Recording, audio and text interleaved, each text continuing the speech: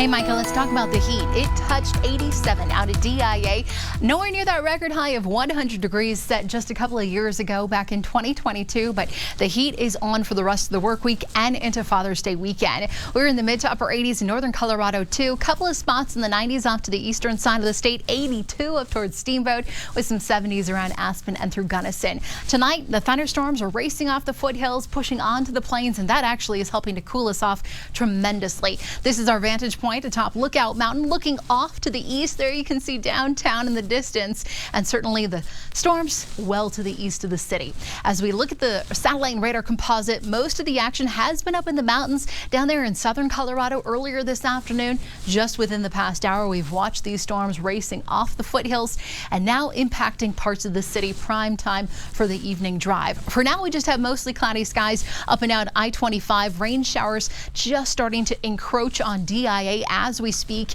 And then right there around Highway 86 between Elizabeth and Kiowa, some pretty heavy rain, thunder, and of course lightning. Off to the eastern plains, a couple of isolated cells near Holyoke and Yuma, Flagler, also putting down a whole lot of rain and the possibility lightning, thunder, and maybe some small hail too. These storms move out of the city within the next couple of hours, and we're left with partly cloudy skies. Temperatures will dip into the mid to upper 50s here in eastern Colorado with some 30s and 40s up in the mountains. I'll fire up the futurecast for you 7 o'clock or so this evening. Still some action off to the eastern plains. By 11 o'clock, everything clears out, and tomorrow morning we are waking up to plenty of sunshine here in Denver.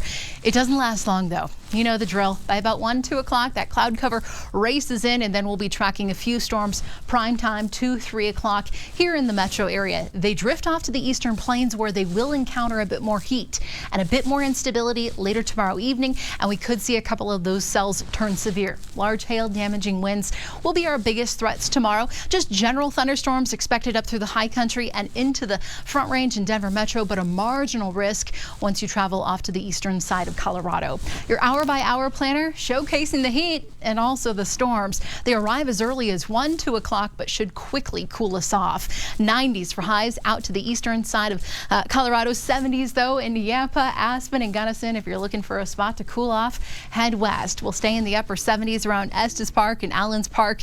And then looking at the super 7-day forecast, we dry things out. We'll have a little bit more sunshine to work with over the weekend and for Dad's Day. Hence the reason I'm tracking Denver's first 90-degree days of the season, and that heat sticks around into early next week.